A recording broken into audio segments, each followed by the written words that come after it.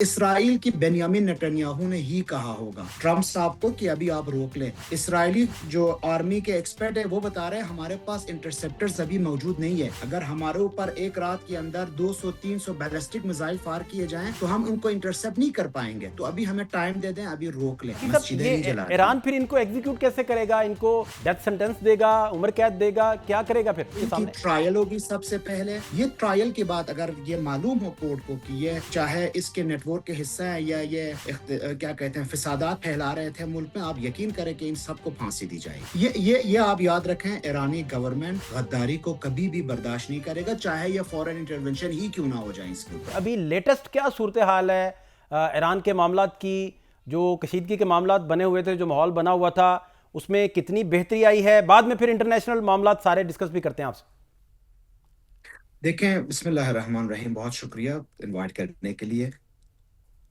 28 دسمبر سے 8 جنوری تک یہ جو مظاہرے تہران کے بازار سے سٹارٹ ہوئے اور پھر پورا ایران میں پھیل گیا, ایک بہت ہی پرامن اور سکون اور without any aggression kind of, آپ یہ کہہ لیں کہ یہ مظاہرے تھے. اس میں نہ تو کوئی گولی فائر ہوئی, نہ کوئی لوگ مارے گئے, اس میں کچھ بھی نہیں ہوا. لوگ اعتراض کر چکے تھے, گورنمنٹ بھی لوگوں کے ساتھ بات کر کے اس چیز کو آگے لے کے جا رہے تھے.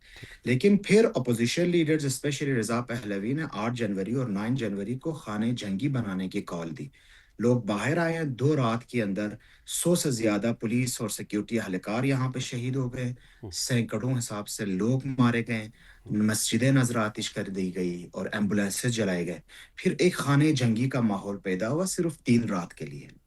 منڈے کو 2 بجے جب ایرانی عوام باہر سڑکوں پہ نکلے, صرف تہران کے اندر 30 لاکھ لوگ آئے اور اپنے حکومت اور اپنے رجیم کے ساتھ اور اپنے گورنمنٹ کے ساتھ بیعت کی. اس کے بعد ابھی تک بالکل خاموشی, سنسان. مجھے تو ایسا لگ رہا ہے اس شہر میں کچھ ہوا ہی نہیں ہے. اگر آپ تہران کے اسٹریٹس پہ آئیں تو آپ کو یقین نہیں ہوگا کہ 3 رات پہلے یہاں پہ لوگوں کے سر کاٹے گئے, یہاں پہ لوگوں کو آگ لگا دی گئی ہے. وہ داعش والا سلسلہ, وہ جو خوف و ہراس کا ماحول بالکل ختم ہے. ابھی جو میں ماحول دیکھ رہا ہوں ایران کے اندر, میں اس کو خاموشی قبل از طوفان کا نام دیتا ہوں. امن اور امان ہے, نہ کوئی مظاہرے ہو رہے ہیں, نہ کوئی تشدد ہو رہی ہے, بالکل عوام ایک سکون کے ماحول ہے. لیکن گورنمنٹ, اسٹیبلشمنٹ, ملٹری, IRGC یہ فل تیاری میں ہے کہ اگر خدا نخواستہ ان کو کنفرم ہو جائے یا ان کے اوپر اٹیک ہو جائے یا ان کو کنفرمیشن ملے کہ ان کے اوپر اٹیک ہونے والا ہے, جو اس کے بعد انہوں نے اناؤنس کیا ہے کہ ہم پری ایمپٹیو اسٹرائک کریں گے. تو یہ ہے خاموشی قبل از طوفان کا ماحول. اچھا, یہ ایک تو آپ مزید ایکسپلین کیجئے گا باقی صاحب کہ یہ خاموشی قبل از وقت طوفان کا آپ کیوں فرما رہے ہیں. دوسرا, گورنمنٹ کے حق میں نکلنے والے جو 30 لاکھ لوگ تھے وہ یہاں بہتری کی ضمانت بنے, یا جو بیرونی سازشوں کا کھل کے اظہار کیا جاتا تھا امریکہ کی جانب سے بھی, باقی دیگر ممالک کی جانب سے بھی, اس کی وجہ آپ سمجھتے ہیں کہ لوگ اپنے رجیم کے ساتھ دوبارہ کنیکٹ ہوئے اور واپسی کا راہ ہموار ہوا؟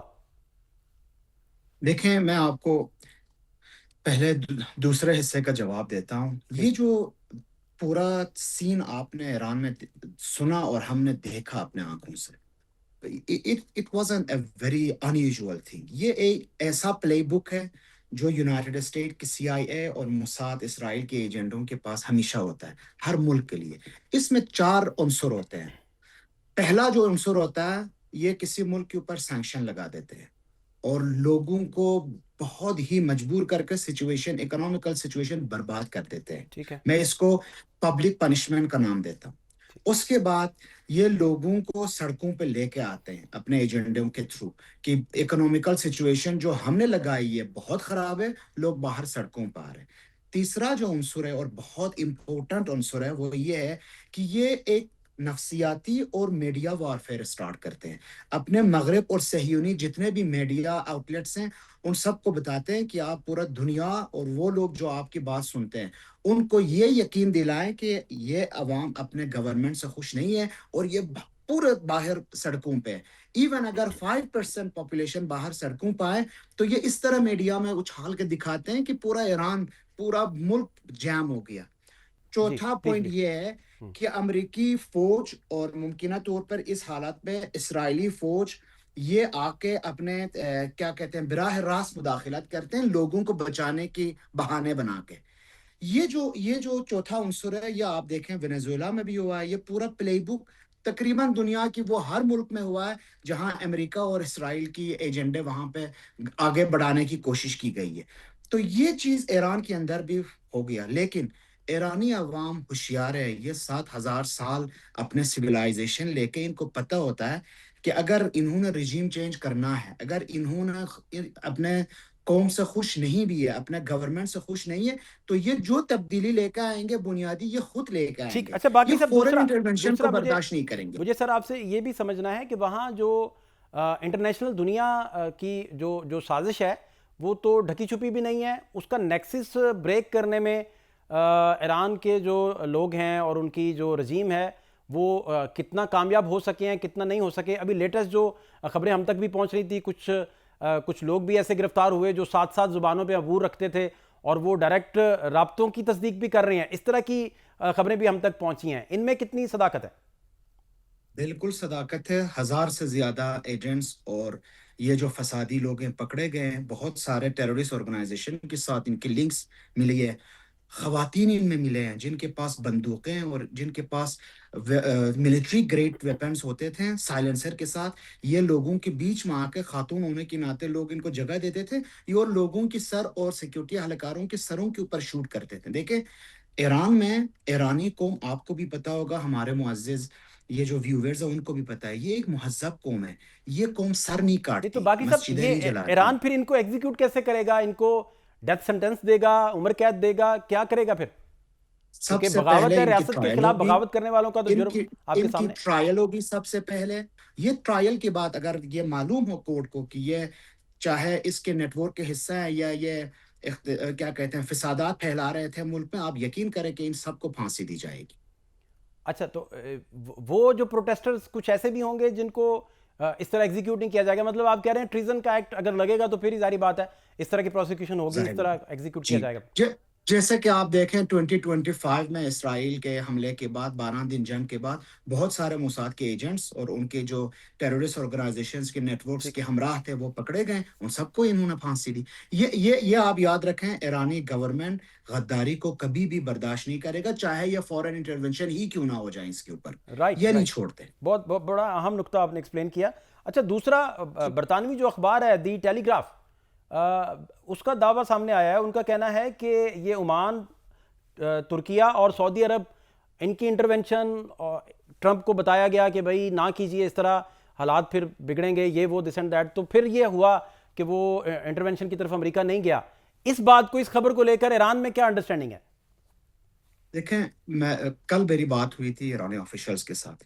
وہ کہہ رہے تھے ہم نے اپنے پورا ہمسائے ممالک کو کال کر کے پیغام پہنچا دیا ہے کہ اگر آپ کی سرزمین کسی بھی طرح ایران کے خلاف استعمال ہوتا ہے اور یو ایس یا کوئی اور الائنس فورسز اس کو استعمال کرتے ایران کے اوپر حملہ کریں گے، تو یاد رکھیں ایران بھی اسی اڈوں کے اوپر اپنے بیلسٹک میزائل سے فائر کر کے واپس جواب دے گا. تو یہ بہت کلیئر کٹ میسج سب کو کیا ہے. اب مجھے جو لگتا ہے، آئی ڈونٹ نو کہ گارڈین یا دوسرے جو بتا رہے ہیں کیا، لیکن میری اپنی جو انڈرسٹینڈنگ ہے ایرانی گورنمنٹ سے یہ ہے کہ یہ اس بات کے بعد سب کو پتہ چلا ہے کہ کتنا سیریس ہے سچویشن. ہو سکتا ہے قطر، یو اے ای، سعودی عربیہ، دوسرے ممالک امریکن کو سمجھانے کی کوشش کر رہے ہوں گے. لیکن مجھے سب سے زیادہ جو میں مشکوک ہوں اس بات پہ ہوں کہ اسرائیل کی بنیامین نتنیاہو نے ہی کہا ہوگا ٹرمپ صاحب کو کہ ابھی آپ روک لیں، کیونکہ اکارڈنگ ٹو اسرائیل ٹائمز اور اس کے ساتھ ساتھ 2-3 اور جریدے بھی میں چیک کر رہا تھا، اسرائیلی جو آرمی کے ایکسپرٹ ہے وہ بتا رہے ہیں ہمارے پاس انٹرسپٹرز ابھی موجود نہیں ہے. اگر ہمارے اوپر ایک رات کے اندر 200-300 بیلسٹک میزائل فائر کیے جائیں تو ہم ان کو انٹرسپٹ نہیں کر پائیں گے. تو ابھی ہمیں ٹائم دے دیں، ابھی روک لیں. مجھے لگتا ہے کہ یہ سارے کوششیں ہو رہی ہے کہ ٹرمپ صاحب جو ٹویٹ کر رہے تھے لوگ سڑکوں پہ رہیں، ہم مدد لے کے آ رہے ہیں، وہ انشاءاللہ نہیں ہوگا. لیکن ایرانی گورنمنٹ اس فریب میں کبھی نہیں آئے گی. وہ فل تیاری میں، ابھی بھی دیکھیں نیٹس بند ہے اور پورا تیاری میں ہے گورنمنٹ اور اسٹیبلشمنٹ کہ اگر ہمارے اوپر اٹیک ہوتا ہے یا ہمیں ایون یقین ہوتا ہے کہ ہمارے اوپر اٹیک ہونے والا ہے تو ہم پریمپٹیو اسٹرائک اسٹارٹ کریں گے. اور تہران میں چین کو لے کر کیا انڈرسٹینڈنگ ہے سر؟ کیونکہ وینزویلا میں بھی اگر معاملہ ہوا تو ظاہری بات ہے اچھا خاصا پھر ڈنٹ پڑتا ہے. اگر ایران کے معاملے میں بھی کچھ پلس مائنس ہوتا ہے تو چین کو اچھا خاصا پھر اثر جاتا ہے. تو تہران میں چائنا کو لے کر کیا انڈرسٹینڈنگ ہے باقی صاحب؟ دیکھیں میں آپ کو بتاؤں، چائنا، رشیا، یہ سارے ٹھیک ہے، ان کے ساتھ بہت اچھے تعلقات ہے ایران کے، ان کے تیل خریدا جا رہا ہے، یہ بہت اور بھی لیکن چین نے آج تک دکھایا یہ کبھی وار زون میں یہ انٹرفیئر نہیں کرتا. ہاں، یہ ڈپلومیٹک لیول پہ، نیشنل سیکیورٹی کاؤنسل کے لیول پہ، یونائٹڈ نیشن کے لیول پہ، یہ اس میں آ کے اپنا جو کردار ہے وہ ادا کرے گا، جو جیسا کر رہا ہے، اور سب کو کہہ رہا ہے کہ ایران کی حق سالمیت اور اس کی جو سورنٹی ہے، یہ سب کو اس کا خیال رکھنا ہوگا. International rules and order, Venezuela کے حوالے سے بھی انہوں نے یہی کیا تھا. لیکن اگر ایران کے اوپر اٹیک ہوتا ہے، میرا نہیں خیال کہ چائنا اس میں کچھ خاص کام کرے گا. تو ایرانیوں کو خود اپنے مدد آپ اس کے سامنے کھڑے ہونے پڑیں گے. اب آپ تہران میں امن و امان دیکھ رہے ہیں اور مزید آنے والے دنوں میں بھی یہی امید رکھتے ہیں کہ یہ امن و امان برقرار رہے گا؟ انشاءاللہ.